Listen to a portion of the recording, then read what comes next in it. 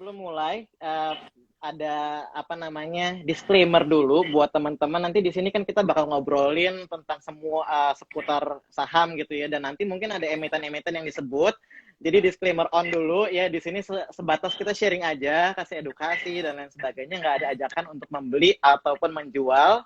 Jadi please be wise with your money ya, bijaksanalah dalam uang kita gitu ya, mengambil keputusan investasi itu please do your own research dulu.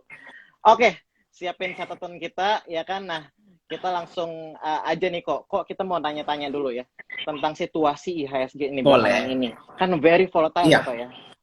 Very volatile bener, gitu bener. ya. Karena perang yang ada di Rusia dan Ukraina gitu ya. Terus habis itu kita kalau misalnya milih sektor jadinya harus pas banget nih kok, kalau salah milih sektor malah jadi turun-turun terus gitu kan. Nah, gimana nih kok insight kok Agi tentang market belakangan ini kok? Oke, jadi menurut saya ya, kita harus perhatikan dulu situasi yang mengenai perang Rusia ini kan sebenarnya sudah hot dari bulan lalu ya, di mana waktu itu mungkin coal masih 200, oil masih di bawah 100, ya kan, CPO juga masih di bawah 5.000, tapi sekarang semua sudah ibaratnya euforia sudah mulai tercipta. Nah, jadi teman-teman saya lihat satu minggu terakhir ini, mulai orang tuh sudah kayak kalau nggak punya komoditas tuh seperti ketinggalan. Jadi apapun yang bergerak naik di HK semua, belanja semua. Yang saya lihat itu makanya market pada saat mulai naik langsung cepet sekali naiknya karena banyak retail yang FOMO, ya kan? Nah ini memang penyakit retail lah ya, FOMO itu kayak wah orang lain untung saya nggak punya jadi saya mau beli. Padahal mungkin tahun lalu itu banyak banget yang sudah sebutin coal misalkan ya, saya jelasin tentang coal ataupun tentang nikel. Ya banyak yang ibaratnya melihat kayak kok sahamnya nggak kemana-mana, kita ngapain beli, mending kita cari saham yang lain dulu. Nah nanti kalau sudah rally, nah baru nih banyak yang kejar. Nah jadi kalau teman-teman yang mau beli komoditi, itu menurut saya sekarang itu bukan saatnya lagi ya. Artinya kan begini, saya sudah bilang untuk kayak CPO itu sudah puncaknya, justru CPO itu udah exit semua ya. Kan CPO itu memang tidak sekuat dengan coal dan komoditi lainnya. Lalu yang oil juga pada saat Med-C itu di bawah harga 600 ya 515-an itu kan kita beli, dan sekarang oil juga sudah mulai downtrend, jadi teman-teman juga harus sudah hati-hati kalau baru mau masuk, ya kan. Nah sekarang pertanyaannya mungkin sisa nikel dan coal. Nah nikel ini kan 2 hari terakhir mungkin teman-teman lihat Antam itu dari yang 1.008 1 minggu terakhir sih 1.008 naik ke 2.000, 2.003, lalu tiba-tiba pas FOMO karena nikel naik tinggi itu ya kan, nikel kan dari yang berapa puluh ribu tembus 30.000 tiba-tiba sampai 100.000 waktu itu masuk berita ya kan, karena mereka ada short squeeze. Nah ya itu kan FOMO-nya langsung ke trigger ya, retail kayak wah ini apa nih nikel bisa sampai segini, langsung semua belanja, padahal waktu itu sahamnya sudah mulai makin lama makin tinggi. Nah itu yang kita harus ngerti dulu. Jadi kalau teman-teman mau masuk sekarang ke harga komoditi ini harus sangat hati-hati ya. Menurut saya lebih baik, lebih amannya itu kita cari sektor yang setelah komoditi, karena saya lihat akan ada banyak orang yang mulai profit taking karena mereka kan belanja dari harga bawah ya. Kalau mereka sudah profit taking, biasanya mereka pindah sektor. Ya kan, big money juga nggak ada kepentingan buat re-entry di sektor tersebut kalau mereka sudah profit taking cukup besar. Nah jadi betul banget. Menurut saya ya, kalau teman-teman mau belanja ya, itu jangan di sektor komoditi lagi. Justru sekarang teman-teman pinter-pinter cari waktu kesempatan buat mulai profit taking di sektor komoditi. Nah paling ya yang tersisa ini sektor coal nih. Kalau coal ini sektor coal ya, karena belum terjadi koreksi cukup besar, ya kan, dan kita nggak tahu harganya akan tertahan di atas 250 ini berapa lama. Kalau misalkan sepanjang satu semester ini ya lanjut terus ya, masuk summer coal masih di atas 200, berarti nanti sepanjang tahun di 2022 ini profit mereka kan akan serem banget ya. Contoh lihat saham perusahaan ITMG itu dia net profitnya sampai luar biasa sekali ya kan. Nah jadi itu dengan tahun lalu punya harga coal, sekarang di semester pertama Januari sampai Maret itu kan harga coal ya 200 lebih, 300, 400. Jadi kan profit mereka udah nggak karu-karuan lagi marginnya. Nah, jadi pertimbangannya adalah kalau coal terus stuck di harga ini ya, tidak ada koreksi yang sangat dalam, berarti di tahun 2022 ini kemungkinan dividen untuk sektor coal rata-rata akan besar, khusus yang eksportir apalagi ya, mereka yang ekspor karena mereka bisa jual dengan harga tinggi. Yaitu teman-teman kalau mau ambil dividennya masih bisa. Untuk coal ya. Kalau untuk komoditi lainnya sih menurut saya udah harus hati-hati. Gitu. I see. Nah, jadi pas banget nih kok. Jadi yang pertama itu emang saya mau bahas tentang coal dulu gitu kan. Karena memang kemarin tuh sempat rally berhari-hari, mungkin sampai semingguan ya kan. Lumayan kenceng banget gitu ya. Dan apalagi sempat kayak ada satu hari tuh di mana ITMG, Adro semuanya naik kenceng banget kan. Jadi sekarang ini koreksi, berarti apakah ini masih lanjut nggak kok? Dua hari terakhir ini atau cuman rehat sejenak atau emang udah mulai banyak jualan nih kok Big Fan-nya? Oke. Jadi kalau saya lihat ya, kita harus selalu berasumsi begini. Reality check lah. Semua saham itu nggak ada yang namanya terus-terusan naik. Jadi semakin cepat sebuah saham rally, biasanya sekali koreksi juga bisa cepat, ya kan? Karena apa yang membuat sebuah saham rally kenceng? Kita harus tahu logika di belakangnya dulu. Itu kan karena orang FOMO, belanja HK terus apapun di HK makanya naik terus harganya. Jadi cepet naiknya. Nah kalau orang masuknya pakai nature mereka FOMO belanja beli, berarti pada saat exit juga FOMO keluar, ya kan? Wah ini saya beli di pucuk. Jadi kalau saya turun harus cepat-cepat cut loss semua, makanya sekali turun bisa cepat sekali. Nah dari situlah kalau saya lihat call, mungkin kalau teman-teman mau entry itu tunggu koreksi yang lebih besar.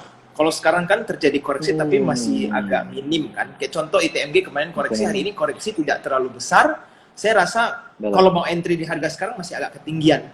Nanti tunggu ada terjadi mulai ibaratnya kayak orang udah kepingin jual-jualan nih, kayak panik gitu kan. Nah di situ kalau ada harga murah teman-teman kalau mau entry masih oke buat cari dividen di tahun ini. Itu dengan catatan call tidak langsung longsor harganya ya. Kalau nanti misalnya 2 bulan lagi, 3 bulan lagi, call mendadak langsung terjun bebas harganya. Nah, itu teman-teman juga harus exit. Nggak ada alasan buat lama-lama di saham call. Gitu. Oke. Jadi, kalau untuk sekarang, sektor call ya memang kayak ITMG, Adro masih terlalu tinggi untuk masuk. Tunggu koreksinya dulu gitu ya, kok ya? Koreksi seberapa dalam nih kok, kira-kira? Kan yang jadi pertanyaan kan sekarang kalau misalnya sekarang harga call-nya tinggi kayak gini kan takutnya malah ke atas terus gitu. Pertanyaan retail FOMO nih. Oke. Iya. Jadi begini, harga call itu memang sekarang masih di atas 400 ya kisaran 400 lah ya. Betul. Nah, kita juga harus kembali lihat lagi harga sahamnya. Contoh kayak Bian lah ya, Bian kan salah satu saham juga favorit saya. Itu harganya sahamnya udah dari mana sampai mana rally-nya. Jadi kalau teman-teman mau masuk ke saham seperti ini, harus ingat, ini ada banyak orang retail ataupun investor yang sudah cuan nggak tahu berapa puluh persen, bahkan udah ratusan persen. Nah, kalian siap nggak? Ibaratnya mereka TP mendadak, dana mereka di bawah. Nah, jadi walaupun harga call tinggi, kita juga harus tahu, kita memang kalau sudah terlambat masuk, ya jangan FOMO ikutan. Ngapain kita jadi ikutan rugi? Karena mereka sudah memang masuk dari sejak sebelum call lagi tinggi-tingginya, harga mereka bagus. Gitu. Jadi ya menurut saya tetap begini, kalau teman-teman lihat oke, harga call memang tinggi, jangan sampai FOMO dan mikir kalau saham ini akan naik terus sampai tanpa ada koreksi lah ya. Nah kalau ditanya mau tunggu berapa banyak koreksi dari harga sekarang, mungkin rata-rata another 10 to 15% ya, 10 sampai 15% lagi kalau koreksi dari harga sekarang. Nah mungkin baru perhatikan lagi mau masuk dengan sambil menganalisa harga call ya. Sambil analisa harga call dan lihat harga koreksinya sampai seberapa. I see. Oke. Nah, kok abis setelah call ini kan yang lagi seru nih nikel, ya kan? Ada namanya Nickel Trading Halt yang dibukanya baru 11 Maret nih. Kemarin sempat naik 60% kok. Kalau misalnya ini waktu dibuka trading halt ini dampaknya ini jangka pendek atau jangka panjang nih kok? Apakah ini bisa jadi bubble nggak sih kalau kemarin naiknya separah itu? Iya.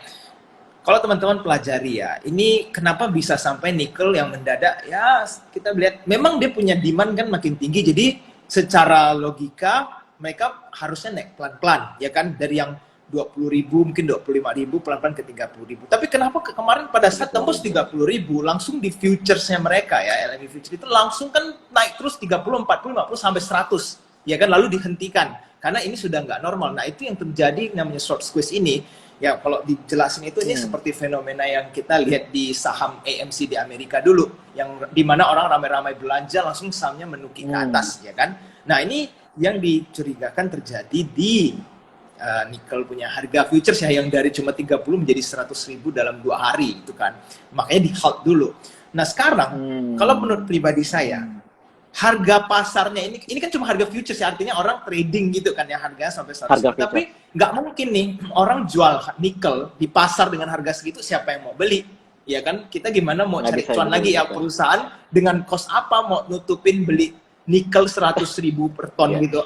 Ini kan nggak masuk akal. Nah, jadi kita harus lihat dulu. Jadi jangan ibaratnya langsung terpengaruh dengan harga yang 100.000 sekarang, karena sekali selesai euforia ini bisa aja langsung amblas kembali ke 20.000 lebih atau 30.000 kan bisa saja. Nah, yang perlu kita gitu ya. Yes, jadi menurut saya tetap kita harus realistik dulu sebelum FOMO lihat harga futuresnya ya. Nah, cuma kalau teman-teman udah beli Antam dari harga 2.200 ya kan, ada dua pilihan nih. Kalau memang ngerasa profitnya sudah oke, mau profit taking, silahkan. Ya kan, karena sudah cuan lumayan. Nah, tapi kalau teman-teman ngerasa, oke, saya ngerasa 2 tahun lagi itu baterai listrik masih bagus banget. Nggak ada alasan buat kita profit taking sekarang, karena saya dapat harga sudah murah, mungkin dapat di 2.000 gitu kan. Nah, itu mau di-keep sampai next 1 or 2 years, ya boleh-boleh aja. Karena permintaan terhadap nikel atau nanti baterai listrik itu akan semakin tinggi. Ya, ini kan karena Antam memang naiknya terlalu cepat aja kan. Dalam waktu seminggu dia dari 2.000 sampai 3.000. Itu kan, ini saham Antam kan bukan saham gorengan, kan saham blue chip lah ya ibaratnya ya. Nah, cuma ya makanya sekarang ibaratnya orang-orang yang lagi FOMO masuk ini sekarang lagi FOMO keluar. Nanti setelah trader-trader FOMO ini exit selesai, nah baru Antam bisa pelan-pelan akan terjadi rally yang perlahan-lahan lah, yang sehat lah menurut saya. Nah, akan jadi seberapa dalam turunnya ini kita nggak akan tahu nih. Antam sama yang Inco kalau mau turun. Tapi artinya berarti kalau gitu sebetulnya nikel masih punya masa depan yang cerah ya kok ya. Artinya sekarang karena memang terlalu tinggi aja tiba-tiba naiknya, ya memang koreksi itu jadinya wajar gitu. Tapi artinya untuk jangka panjang masih boleh banget ya kok ya. Yes, betul. Jadi kalau memang future oriented ya 2 tahun lah. Kedepannya apakah nikel masih bagus? Isma? Akan pasti masih bagus gitu kan. Buktinya banyak perusahaan yang mulai lari ke EV kan ya, electric vehicle. Iya, electric vehicle. I see. Oke. Wah, seru banget nih. Kok selain nikel nih, tadi kita udah bahas coal, kita udah bahas nikel. Nah, abis itu ada juga yang nanya nih, pertanyaan tentang CPO, ya kan? Di MO, CPO hari ini ada beritanya keluar naik 30%. Nah, apa sih kok dampaknya? Dan gimana sih saham-saham CPO menurut Koko? Harga CPO itu begini ya, mungkin saya sudah pernah jelasin ini di YouTube dan beberapa kali, bahwa CPO itu kita harus pahami dulu kenapa harganya naik, ya kan? CPO itu naik kan karena ada masalah dari sisi production, ya kan? Makanya karena produksi jelek, supply kita jelek, makanya harganya naik terus. Nah, nanti kalau supply kita sudah bagus, itu harganya pasti akan cepat sekali turun.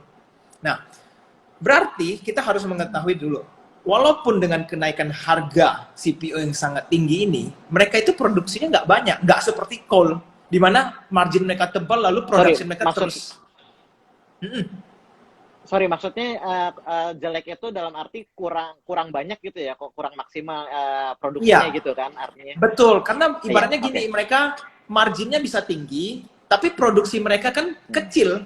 Jadi laporan keuangan mereka tidak akan bisa fantastis. Paling net profitnya tebal, tapi mereka punya operating profit, ya kenaikannya tidak terlalu heboh begitu. Beda dengan coal. Coba lihat laporan keuangan Bayen sama ITMG, itu kan operating profit mereka juga luar biasa sekali ya.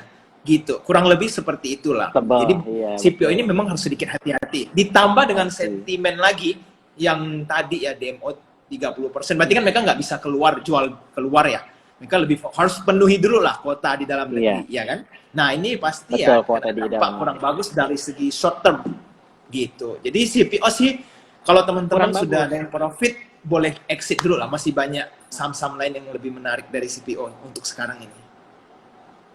I see. Jadi kalau CPO karena berita barusan berarti consider buat taking profit dulu ya, yang udah bercuan ya.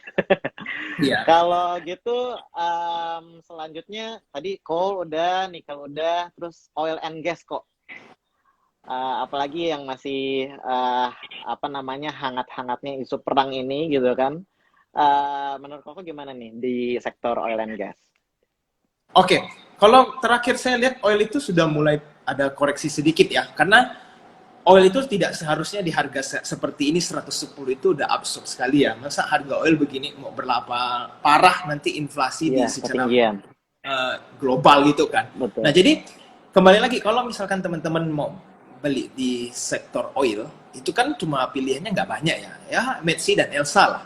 Nah, lalu sekarang dengan Iya, yang betul. teman-teman mau beli pada saat oil yang ada di 110, ya pasti harganya udah nggak bagus. Karena orang-orang kan sudah bisa Hmm, beli saham oil pada saat kemarin lagi mumpung di 70 naik ke 80 ke 90 mereka sudah benar. belanja dapatnya sudah bagus kan. Masa teman-teman sekarang baru mau Iya. beli lagi harga oil potensi turun, ya teman-teman berarti udah kayak ibaratnya siap-siap sangkut di saham oil. Jadi kalau baru mau masuk ngapain?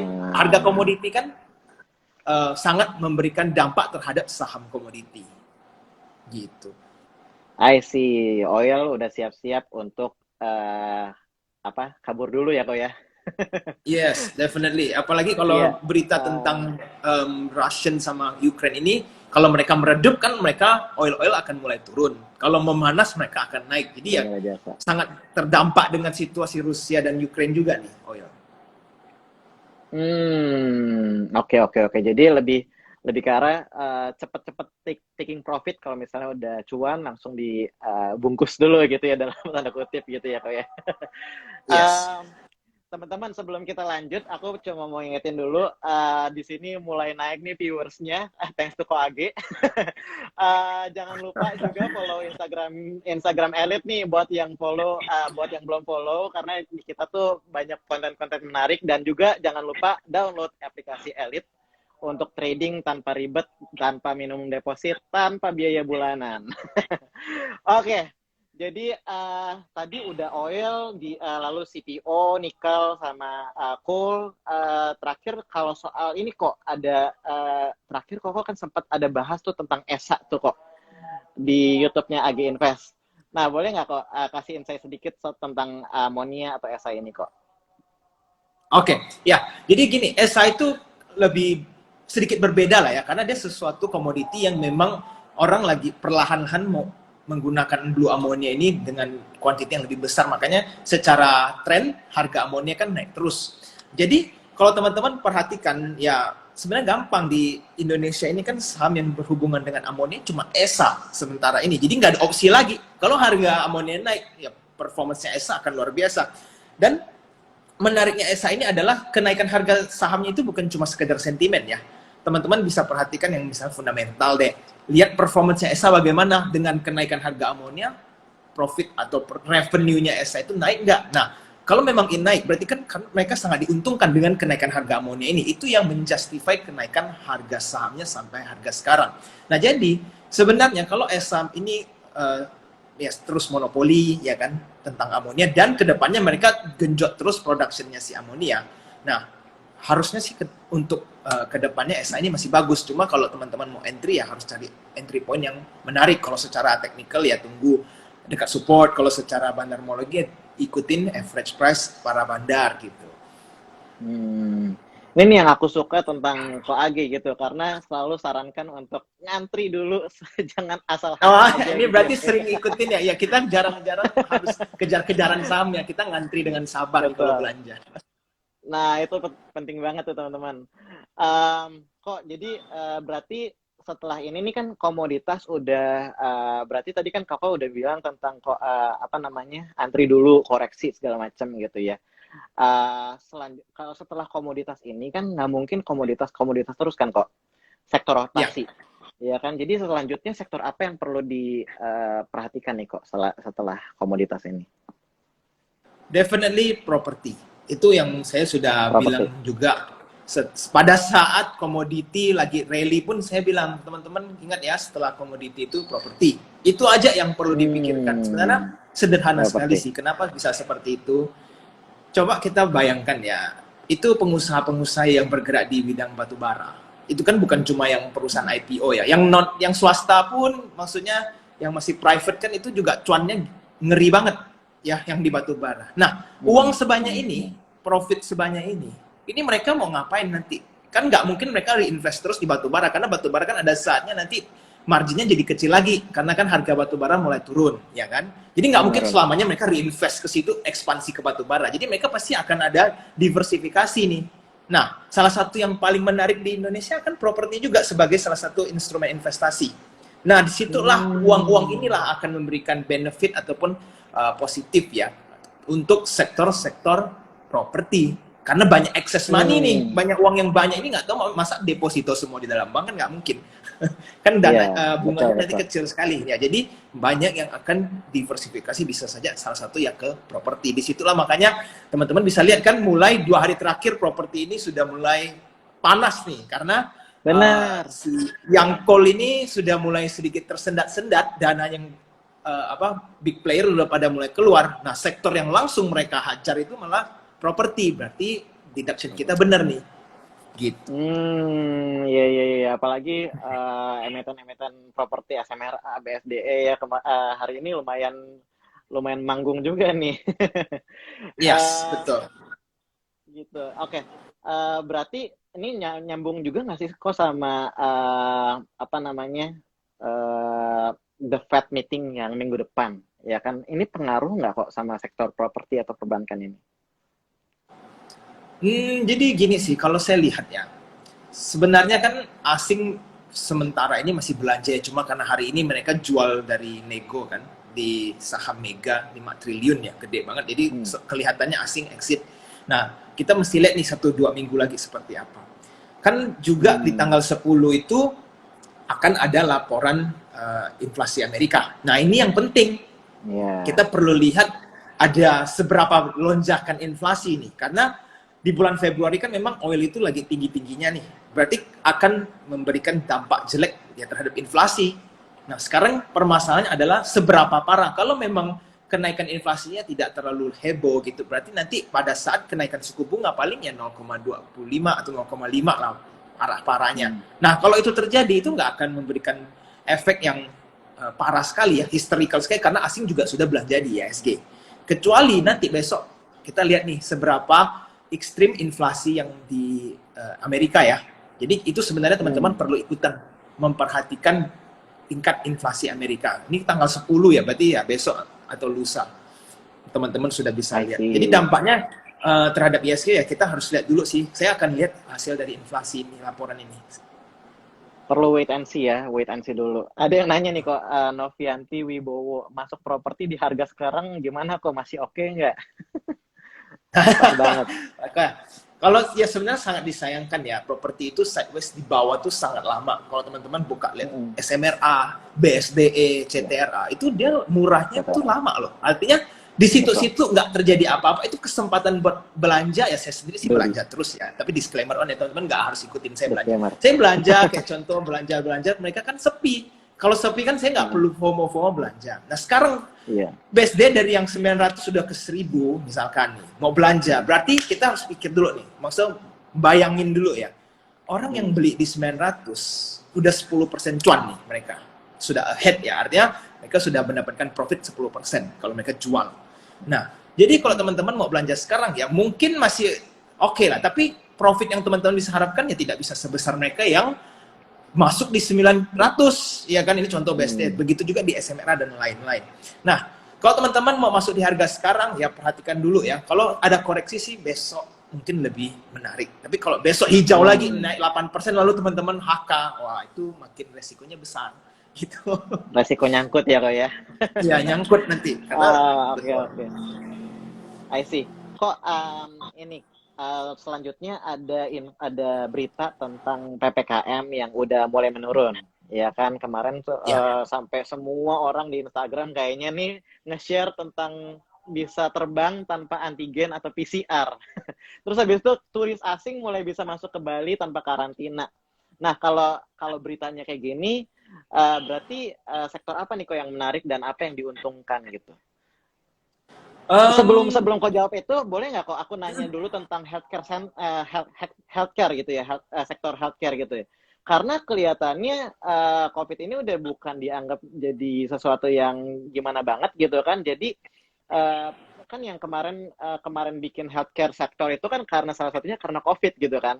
Nah, menurut Koko Iya, healthcare tuh gimana nih ke depannya nih kok masa depannya di tahun ini? oke. Jadi begini, yang akan terdampak dengan COVID melandai seperti ini ya, paling besar mungkin akan di service ya. Artinya contoh service itu mungkin kayak DGNS, kayak PRDA, ini akan sedikit hati-hati. Kenapa? Kayak sampai PRDA ini kan bisa rally begitu tinggi karena memang permintaan tes itu tinggi sekali, makanya loncat kan dia punya profit. Nah, sekarang saya lihat secara kenyataan gitu lah, orang aja habis kena COVID misalkan, mereka udah dites positif. Tapi dengan karantina 10 hari, mandiri loh ya, 14 hari itu mereka udah nggak perlu tes lagi, udah dianggap sembuh.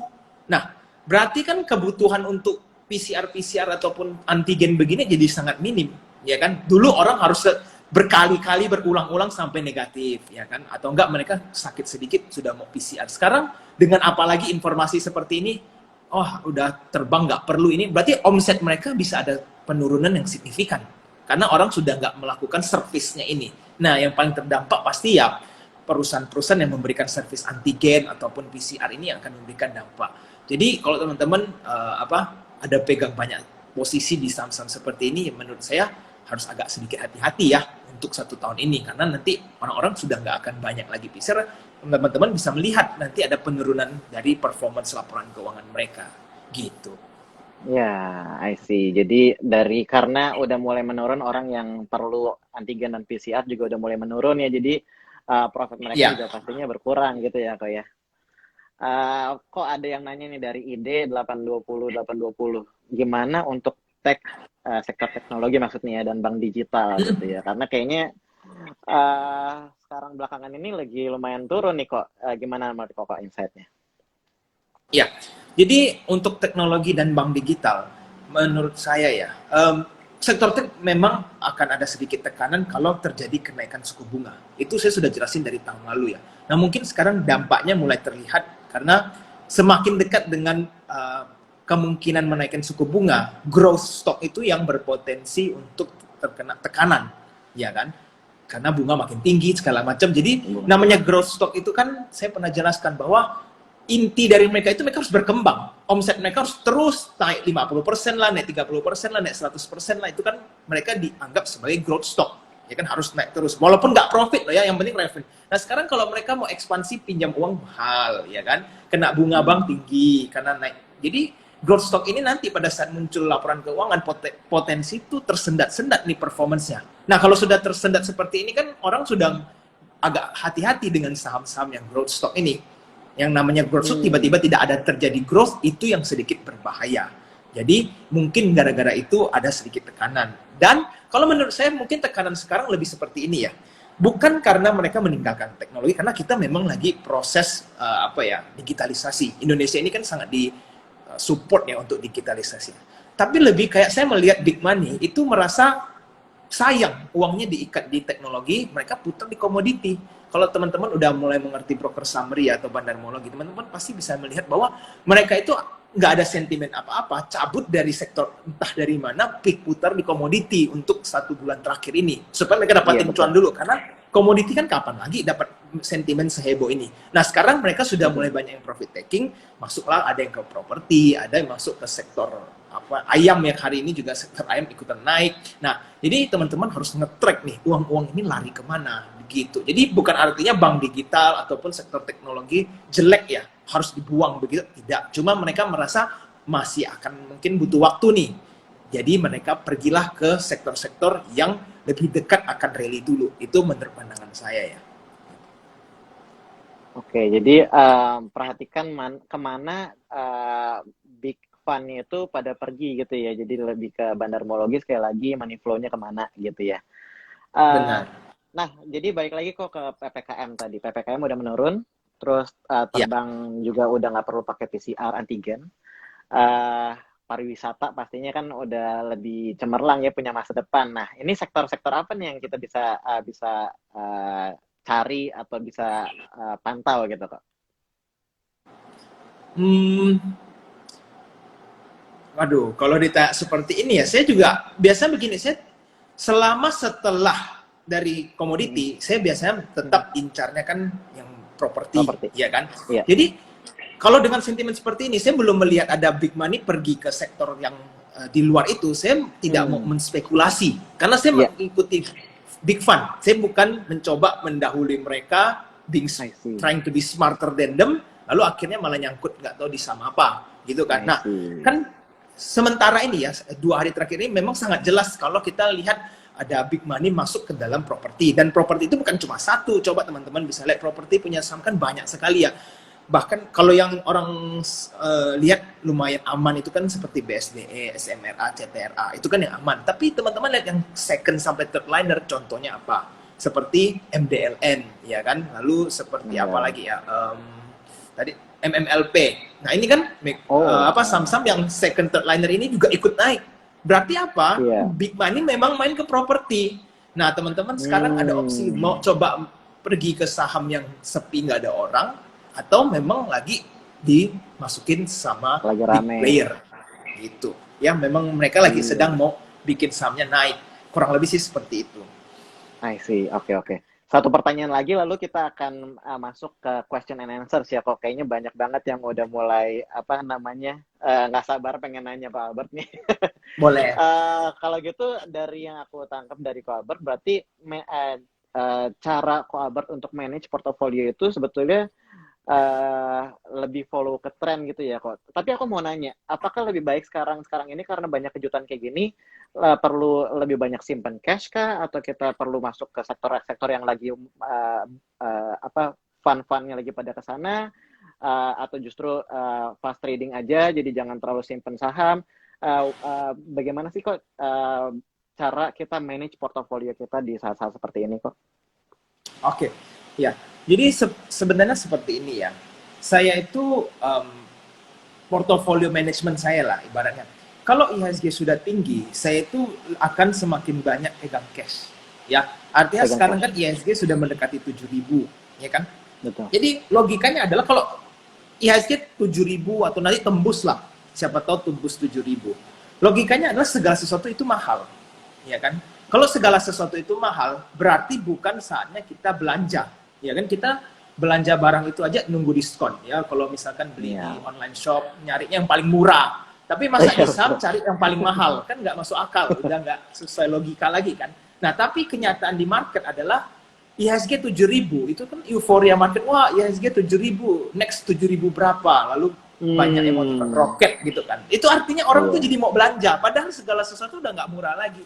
Nah itu yang sangat disayangkan menurut saya. Artinya kalau teman-teman lihat nanti IHSG sudah dekat 7.000 atau 7.000 lebih, itu semakin banyak posisi yang sudah harus dibuang, pegang cash. Nanti kalau sudah ada mulai koreksi, ya kan, nah koreksi pas ada murah, lebih disitulah teman-teman belanja sepuasnya gitu. Kalau untuk sekarang sih masih 6.800 ya. Mungkin posisi portofolio saya sekitar posisi 75%, cash 25%. Wow, gitu. Oke, 75% cash ya kok ya? Nggak, 75% porto dalam bentuk saham. 75% Cashnya 25%. Iya. I see. Oke.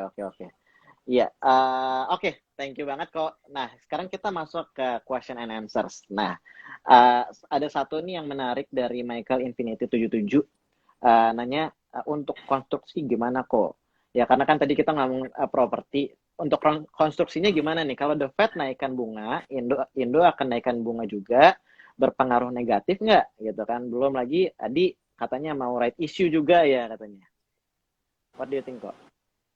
Saham yang mana nih mau right issue? Kata Michael Infinity, Adi. Apa betul ya? Kayaknya sih. Ini saya mau pastikan dulu ya, soalnya saya sudah lama tidak menganalisa saham konstruksi. Kenapa? Karena kalau menurut pandangan saya, orang yang tadi seperti saya bilang dana-dana yang dari komoditi ini, ya kan, orang yang sudah cuan-cuan semua yang dari perusahaan, mereka itu tidak diversifikasi ke konstruksi ya. Mereka nggak tiba-tiba ya urusan dengan tol, dengan apa, diversifikasi ke sana, nggak ada urusannya. Mereka lebih pasti ke properti, ya kan. Mana ada orang yang di Indonesia ngajarkan kalau ada uang lebih belilah urusan konstruksi gitu, masuklah ke sektor konstruksi, pasti kan lebih ke properti, ya kan? Properti. Investasi di properti kan. Nah, Nah, jadi begini, konstruksi itu teman-teman harus sedikit hati-hati ya, karena performance mereka memang sementara ini tidak terlalu bagus. Ya, konstruksi tidak bagus, mungkin juga ada pengaruhnya dengan semen yang mahal ya, karena kan semen production tinggi karena coal tinggi. Nah, kalau semennya mahal, berarti mereka harus naikin harga. Nanti konstruksi juga beli bahan jadi mahal ya. Semuanya mahal lah ibarat. Jadi mereka situasi konstruksi sekarang itu kan lagi tidak bagus performance-nya ya. Lagi tertekan lah. Teman-teman buka laporan keuangan, rata-rata kan profit mereka juga ya pas-pasan gitu kan. Jadi perlu sesuatu yang mendongkrak mereka untuk mendapatkan profit atau kenaikan revenue yang sangat tinggi. Benar nggak kan? Baru bisa selamat lah sahamnya. Dan itu terjadi mungkin nanti pada saat pembangunan di ibu kota mungkin ya, pembangunan ibu kota banyak banget dipakai lah kontraktor-kontraktor BUMN untuk ngurus lah di ibu kota ini. Jadi di situ ada sesuatu yang baru. Tapi kalau selama cuma ya kontrak-kontrak biasa saja, itu akan agak sulit untuk membantu performance mereka gitu. Tidak ada sesuatu yang gebrakan baru untuk membangun sebuah lonjakan profit di sektor konstruksi. Jadi teman-teman tetap harus sedikit hati-hati ya. Kalau mau trading mau ikutin ya maksud profit tipis-tipis masih mungkin bisa ya. Cuma kalau untuk menengah sampai panjang untuk sementara ini konstruksi ya mungkin masih agak sulit dibanding properti. Lebih baik ke properti ya dibanding konstruksi ya kok ya. Oke, pertanyaan selanjutnya ada yang bagus nih dari Mario Domingus. Berapa lama sih kok biasanya umur siklus, maksudnya sektor rotasi gitu ya, mulai dari akhir sampai pindahnya sektor? Gimana? Berapa lama umur siklus biasanya kok dari mulai hingga akhirnya pindah sektor? Oke, jadi teman-teman ini mungkin juga sangat benefit buat semua yang lain yang dengerin. Jangan terpaku dengan seberapa lama, karena kita nggak akan pernah bisa tahu ya seberapa lama itu. Buat apa kita tebak-tebakan 3 bulan, 6 bulan, 9 bulan, sebenarnya nggak ada gunanya.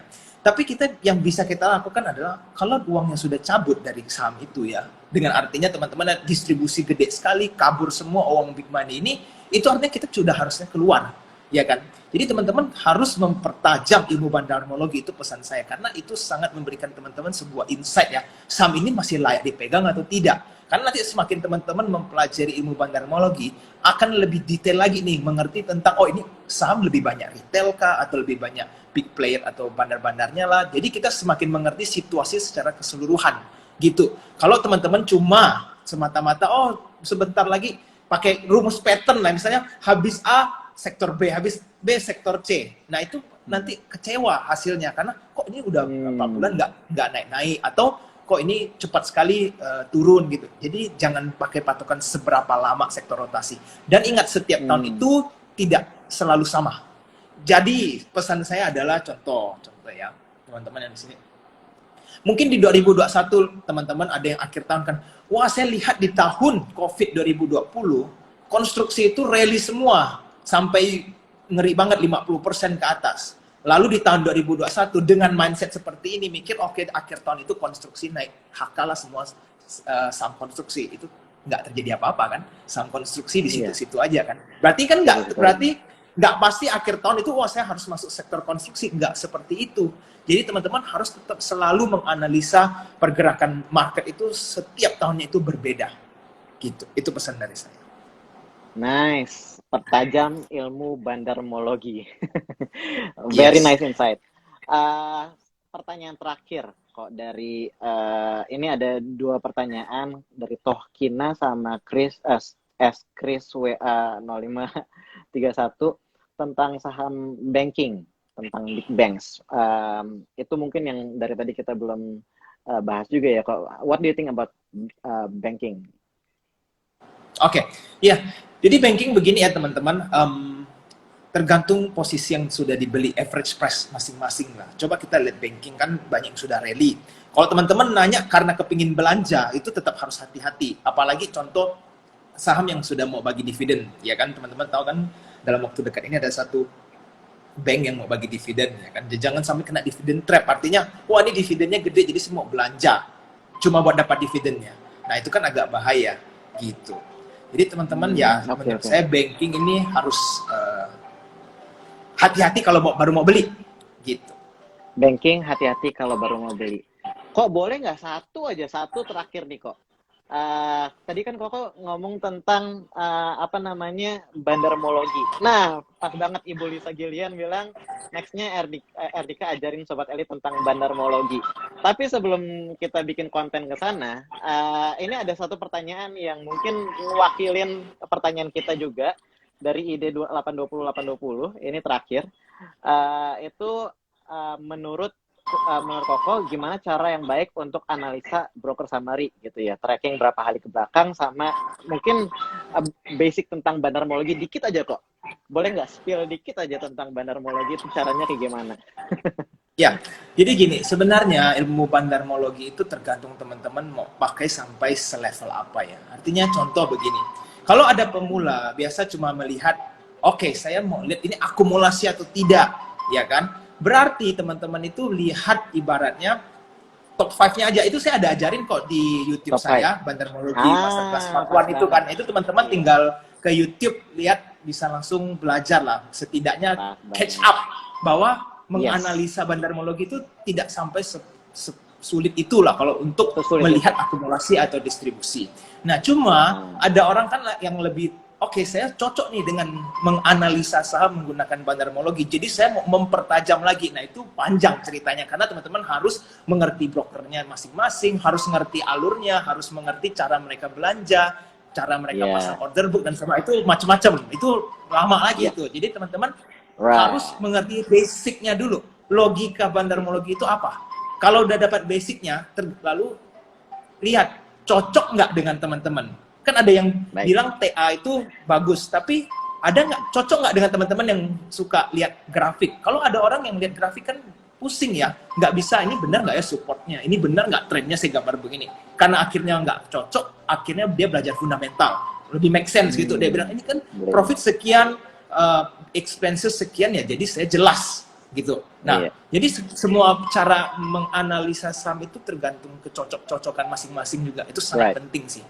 Tidak ada yang the best way gitu. Yang paling yang paling benar itu adalah yang paling cocok sama teman-teman itu yang mana. Mantap banget kok. Thank you banget buat insight-nya. Ya kan, cari style yang cocok sama kita, apakah pakai technical analysis, atau scalping, atau bandarmologi.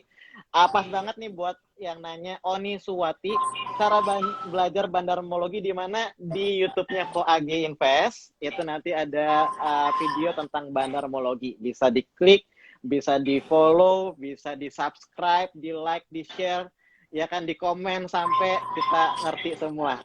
Thank you banget Ko AG. Ada nggak closing statement dari Ko Albert buat kita semua? Mungkin ada wejangan-wejangan tertentu yang kita perlu dengerin dari Ko Albert. Silakan Ko Albert. Oke, jadi gini teman-teman yang mungkin pertama-tama baru pernah dengar istilah bandarmologi, ya teman-teman coba cari tahu dulu ini sebenarnya menganalisa seperti apa. Karena kalau teman-teman sampai sekarang masih nggak tahu apa itu bandarmologi, akan sangat disayangkan. Ya kan, karena ini sesuatu ilmu yang sangat bermanfaat lah menurut saya. At least belajar tingkat dasarnya, itu udah yang paling minimal, ya kan. Nah setelah itu, saya juga ingin pesankan ke teman-teman, jangan FOMO saat apapun. Masuk ke market itu dengan tenang, keluarnya juga dengan tenang. Jangan kalau teman-teman budayakan FOMO ya, artinya setiap kali mau masuk, saya harus secepat mungkin beli supaya saya tidak ketinggalan. Nah, lalu kalau mau jual juga saya harus secepat mungkin jual supaya saya tidak hilang cuannya.